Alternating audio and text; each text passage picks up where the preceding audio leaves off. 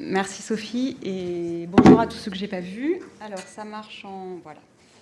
Alors en termes d'enjeux de ce projet, on est quand même dans le cœur du pilier 2 de ce PEPR, donc avec une préoccupation majeure pour des systèmes alimentaires durables, étant donné les coûts externes de la consommation alimentaire, que ce soit pour la santé, mais aussi pour l'environnement. On a un petit peu moins parlé depuis ce matin.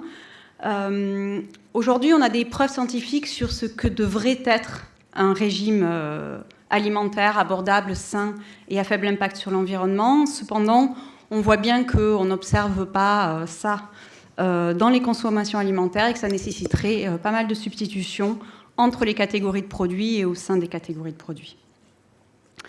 Qu'est-ce qu'on a envie de faire dans ce projet-là? On part du constat que les préférences alimentaires dans un monde idéal devraient correspondre à ce que nous consommons. Cependant, on est face à des contraintes qui peuvent être des contraintes des ménages, que ce soit en termes de temps pour préparer les repas, pour faire les courses, mais aussi des contraintes de revenus qui nous empêchent d'acheter ce qu'on souhaite. On a aussi des contraintes qui peuvent venir de l'offre, que ce soit en termes de prix, en termes d'accessibilité à des produits sains et durables, mais aussi en termes de qualité nutritionnelle ou de produits, de l'impact environnemental des produits.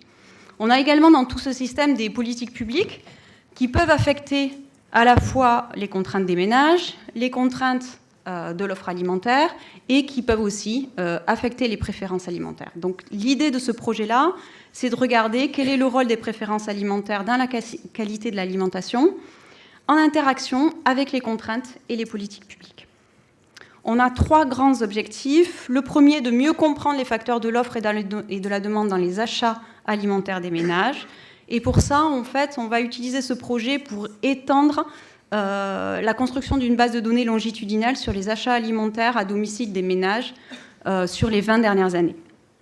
Et on va s'intéresser aux déterminants sociodémographiques, aux dynamiques des préférences, à la question des prix, on est des économistes, et à l'accessibilité de l'offre pour expliquer l'évolution et la dynamique des consommations alimentaires.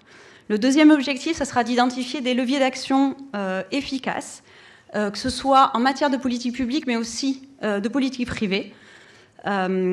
J'entends par là, par exemple, des politiques fiscales et essayer de regarder comment une extension de la politique actuelle, par exemple de la taxe soda, ou d'étendre les évaluations pour regarder les effets à long terme, parce que la littérature en économie regarde plutôt les effets à court terme. Donc on va essayer d'aller sur ces pistes-là pour mieux évaluer ce levier d'action. On va s'intéresser également à la régulation de l'environnement, que ce soit la présence des supermarchés, la qualité, les prix, mais aussi tout ce qui est restauration, et notamment restauration rapide. Et on s'intéressera également à la stratégie politique des entreprises, que ce soit en termes de marketing, de négociation de la réglementation, de diffusion des normes, mais aussi d'un nouveau courant sur la responsabilité sociale des entreprises pour proposer une alimentation saine et durable. Et enfin, le dernier objectif sera sur les inégalités sociales et les équités des politiques, et on essaiera d'avoir cet objectif d'essayer de proposer des leviers d'action qui soient efficaces pour réduire les inégalités sociales de santé. Le projet est organisé de la façon suivante. On a 4 grands work packages, dont un work package initial qui va gérer et coordonner le projet, qui va aussi s'occuper de la valorisation et de la dissémination des résultats. Le premier work package est plutôt sur l'analyse rétrospective de la consommation et des politiques alimentaires pour comprendre la dynamique des consommations et la dynamique des politiques publiques.